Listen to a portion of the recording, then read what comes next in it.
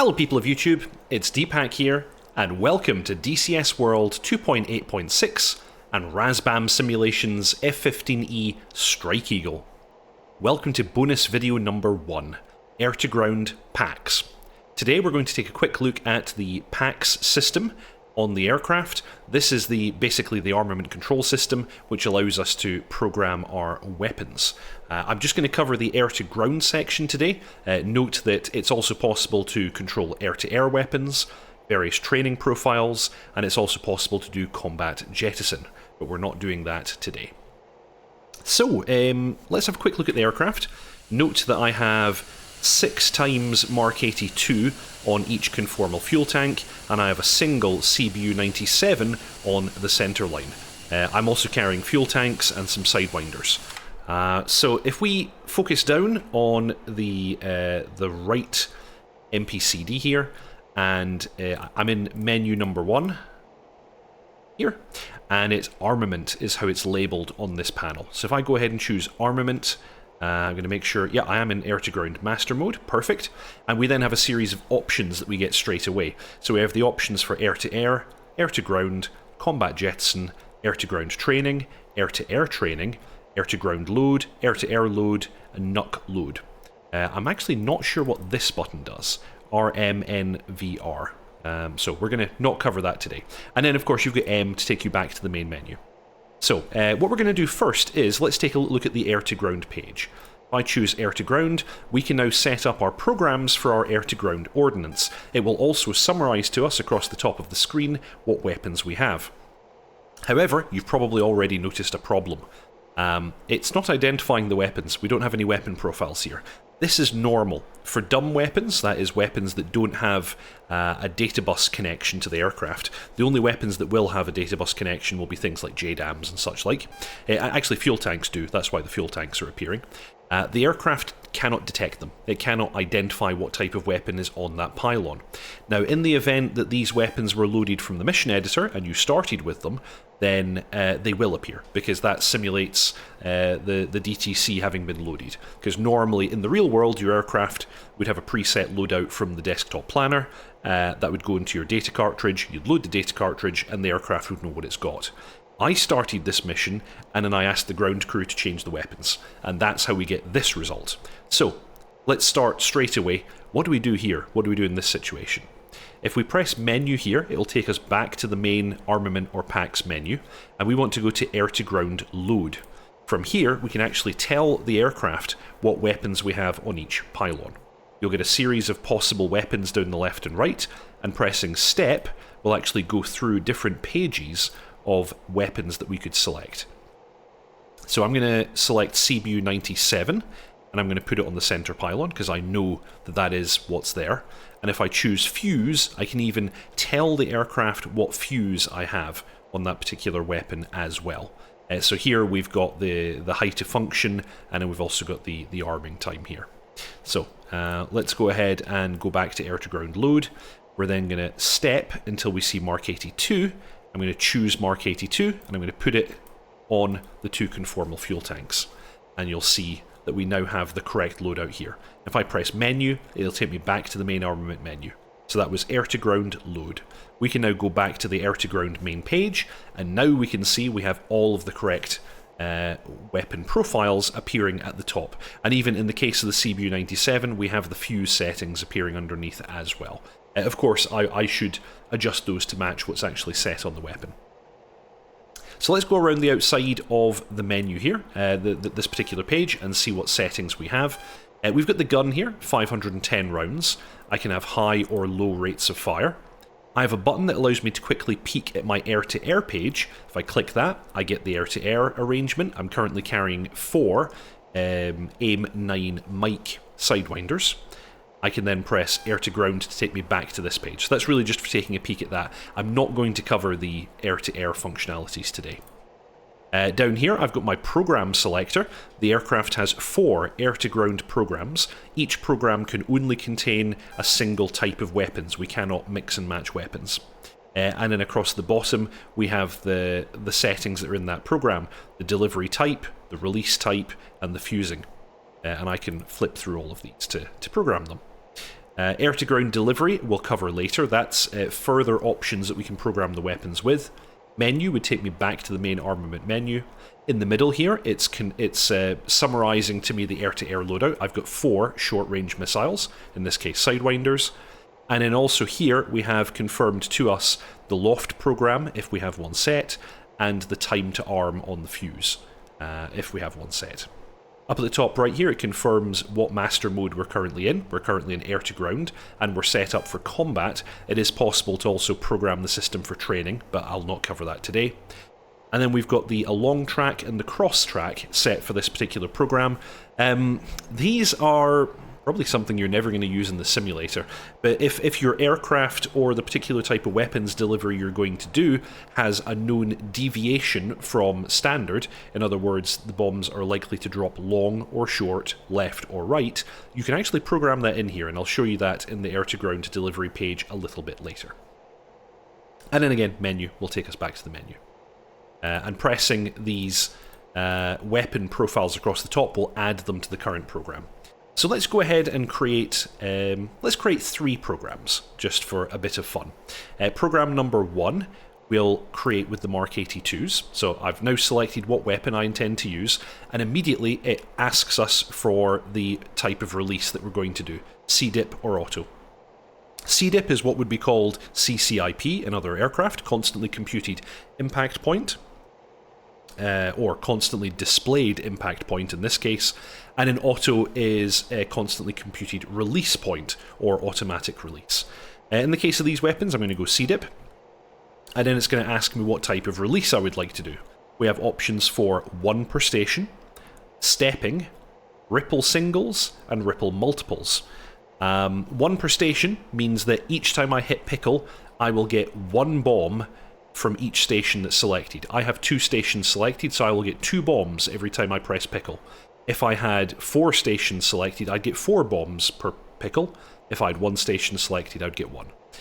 Step means we'll always get 1 bomb, but it will step through each of the pylons selected in order to maintain the balance of the aircraft.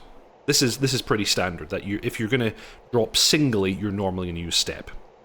Ripple singles means that we can program a stick of bombs that'll be released in a straight line. Bombs released singly at a time with a set interval. Ripple multiple is the same, but in pairs. I guess it is possible you could have 3 or 4 stations selected, in which case all stations would drop 1 bomb per ripple pulse. For this one, I'm going to go ripple singles, and it then opens up the settings for quantity and interval. We'll take a look at those in a moment. Last thing it's going to ask us across the top is the fusing. Nose, tail, or nose and tail. In the case of the Mark 82s, I'm going to go nose and tail. With a Mark 82, if you had nose, that would give you an instantaneous. Tail would give you a slightly delayed detonation, if I remember correctly. And nose and tail means it'll be instantaneous, but you're using the tail as a backup. So that you would tend to just do nose and tail for redundancy. And now I can set my quantity. For program 1, I'm going to do a quantity of 12. So this button here will cycle the 10s, and this button will cycle the digits. So I've got a total of 12 Mark 82s. I'll do a program that will ripple them singly all. And then the interval is set in feet. I'm going to do a 200-foot interval on that, so that's going to be a really long stick. You would, of course, normally want to do some computation before you reach the target area to make sure that that's actually going to be exactly what you want. Now we'll flip to program 2, this one's blank, and we'll make another program for the Mark 82s, but this time I'm going to set it up for automatic release, and I'm going to set it up for step and nose and tail.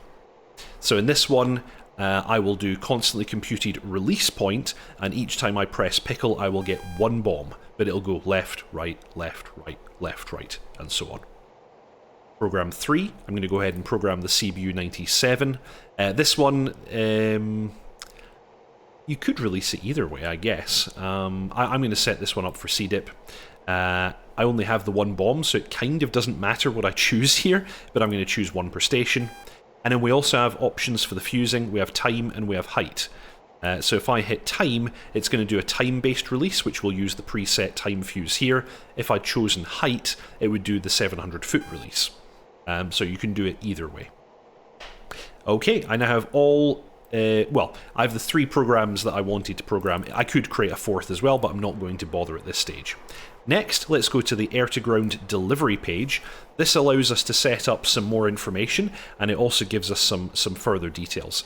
Again, each of the programs is here, and it's summarized. So I've got Program 1, C-dip, ripple singles, nose and tail for the Mark 82s. Program 2, auto, stepped, nose and tail for the Mark 82s.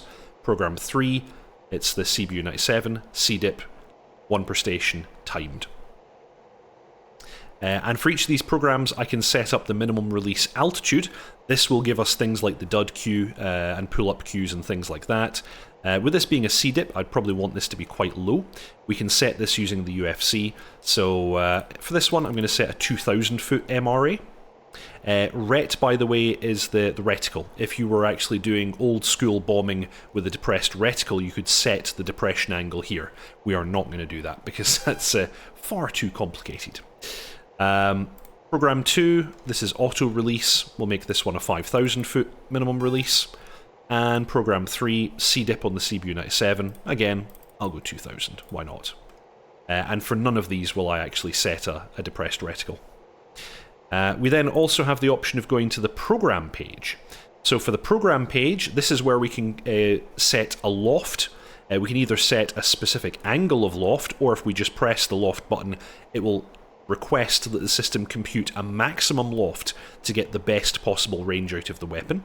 I'm going to leave this disabled, actually. I'm going to enter 0 degrees. And we then have that along track and cross track that I talked about. If you know that your weapon is going to drop 12 foot long, you can tell it that. If you know that it's going to be short, you would do a negative number. So let's say we know it's going to be 10 feet short. We can do that. In most cases, I think you're going to leave that at 0. Cross track is left and right. Positive numbers are to the right. So if I enter 10, it's going to say right 10 feet. If I say negative 20, it's going to say left 20. Again, we're going to leave this at 0. You then also have confirmation of the priority of the source for your ranging information. By default, if you're on automatic, it's going to take data from the laser from the targeting pod as the first priority. Ground radar for ranging would be second source, and then third source will be system, which I believe means it uses the INS and terrain database. You're generally going to leave this well alone, but you do have an option to set it into manual and to start fiddling with this. I recommend you don't do that. And if you have a laser-guided weapon, you'll have a button in the middle here to toggle between automatic and manual lasing. We don't have any laser-guided weapons today. And then you also have the time to arm. This is basically the safety fuse on your weapons. This doesn't change the fuse because these are dumb bombs. This fuse is set physically on the bomb by the ground crew. But if we happen to know that the ground crew have set a different fuse, we can actually enter a different time here, and that's set per program. So I would also want program 2 to be 5, and program 3, I'll leave that at 2. And that's everything. So if I go back to menu and armament page, we can then see here that we have all the 3 programs we've created are all in place. So program 1, program 2, program 3. And you can see that the time to arm has been updated from what I entered in the program page. If I go back to menu, we're back here again at the main menu. So that covers the air-to-ground page of the PACS and the air-to-ground load. These other pages here I will cover another time, but hopefully that gets you all going on this fantastic new module from Razbam Simulations. I hope you all enjoyed that. If you haven't already, please subscribe, like, and comment. It's a really big help to me and to the channel.